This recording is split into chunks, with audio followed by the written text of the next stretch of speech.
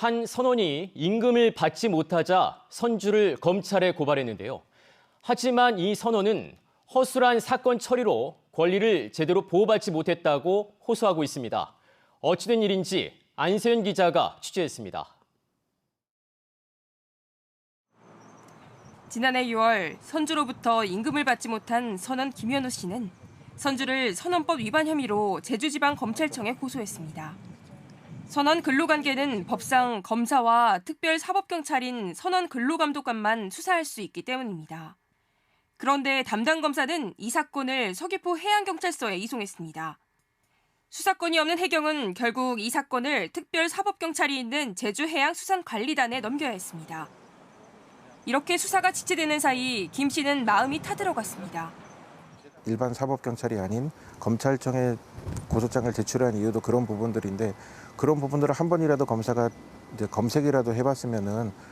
수사에 나선 해양수산관리단 특사경은 시간의 수당 등 김 씨에 대한 추가 체불임금도 확인해 기소 의견으로 사건을 검찰에 넘겼습니다. 하지만 제주지검은 미지급액을 놓고 다툼이 있어 고의로 지급하지 않은 게 아니라며 불기소 처분을 내렸습니다. 김 씨는 항고해봤지만 고등검찰의 판단도 마찬가지였습니다. 이에 김 씨는 자신이 직접 고소한 사건인 만큼 고등법원의 판단을 받아보기 위해 재정 신청을 하려 했지만 불가능했습니다. 검찰이 대검찰청에 재항고만 가능한 직접 인지한 사건으로 분류했기 때문입니다. 결국 민사소송을 제기해서야 승소 판결을 받았습니다. 재항고보다는 재정을 통해서 법원의 판단을 받아보는 게 어땠을까.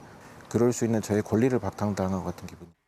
검찰이 이 사건에 대한 불기소 이유 통지서에 직접 고소인이라고 표현해놓고도 인지사건으로 처리한 건 명백한 잘못이라는 지적이 나옵니다. 이거는 분명히 이제 검찰청에서 사건을 잘못 처리한 것이고요. 그걸 처리해주는 어떤 공무원 입장에서는 실제로 이게 인지 사건이 맞는지를 좀 확인을 하거나. 검찰의 사건 처리 방식에 개선이 필요하다는 주문도 나옵니다.